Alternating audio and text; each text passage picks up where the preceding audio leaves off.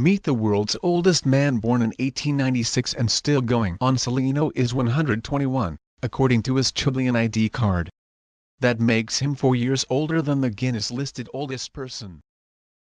When Marta Ramez agreed at age 63 to take in a destitute nonagenarian, she didn't see it as a long-term imposition. The man's house had burned down, he had no one else, and he looked frail. He was 99, I didn't think he'd be around that much longer, Ramez recalls. She is now 85, and her long-term guest, Celino Villanueva Jaramillo, is 121, very probably the world's oldest man. Born in 1896, a year after George VI, and 4 years before the current Guinness-listed oldest person, Nabitajima Jaramillo lost his birth certificate in the same house fire that made him destitute 20 years ago.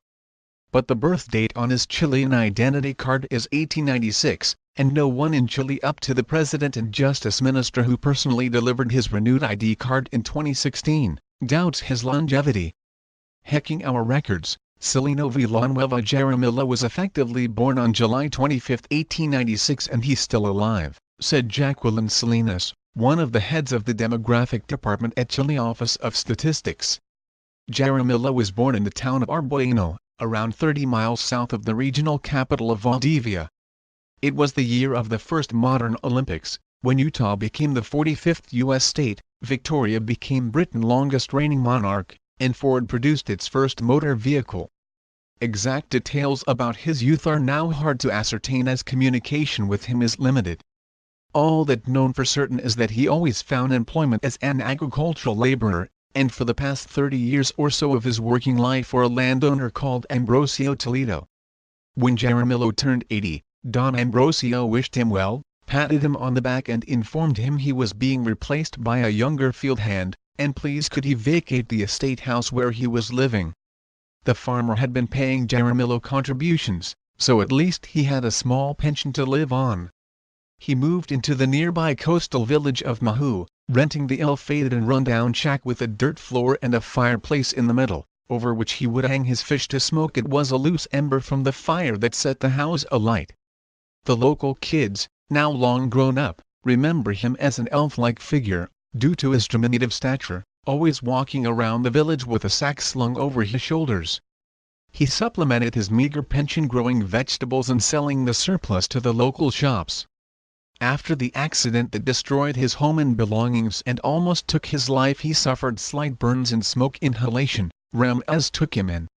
For his 115th birthday in 2011, the billionaire president, Sebastián Piñera, personally flew down to Valdivia accompanied by the Minister of Social Development, Joaquin Lavín, their plane loaded with generous gifts for Chile's oldest citizen.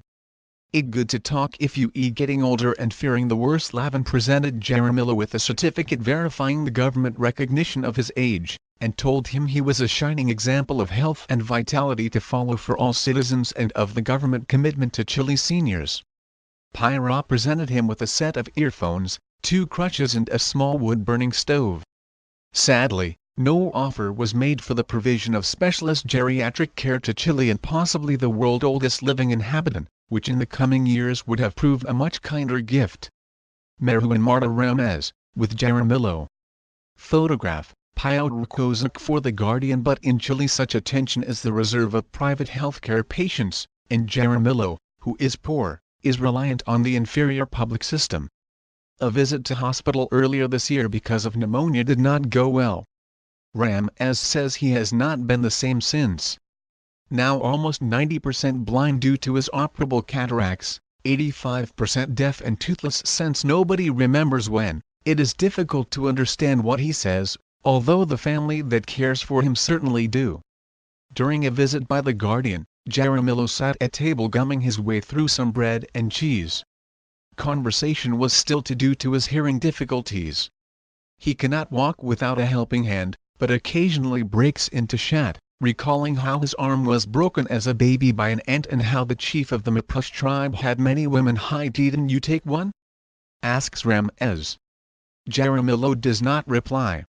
He never married or had any children.